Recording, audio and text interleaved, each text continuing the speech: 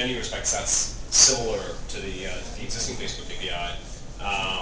But we've done some clever stuff in terms of integrating data that both lives in Canvas pages inside of Facebook as well as outside. So I'll show you one, which is kind of clever, around a smiley feature, which is basically pervasive by both kind of inside the client.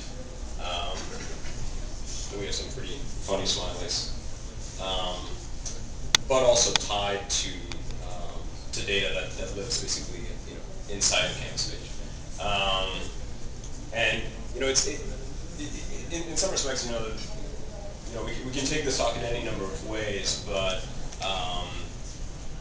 I guess first, as a question, have any of you actually built a Facebook app that is an external Facebook app as opposed to just a purely inside Facebook app? So what are we do audience questions? What are the hard things, right? When you run into it? Just the allocation of where you're going to store session information and validation thereof, and how to handle that sort of thing. Yeah. So one of the big issues, especially for external Facebook apps, is that session IDs they're not infinite. And so there's actually some clever ways that you can make session IDs infinite, which we kind of learned the hard way.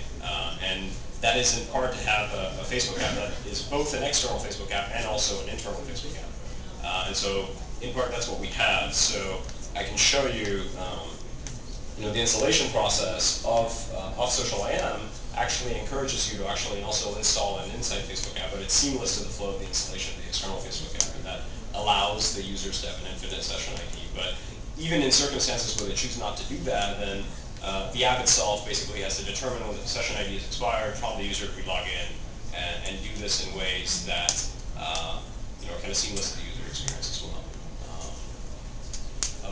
Other tough ones? Going once.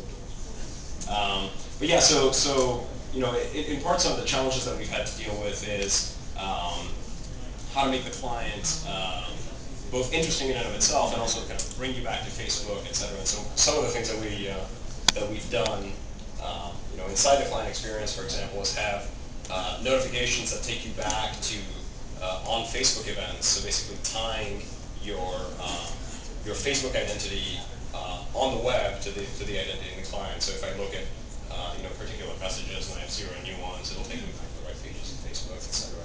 The same thing is true with the smileys.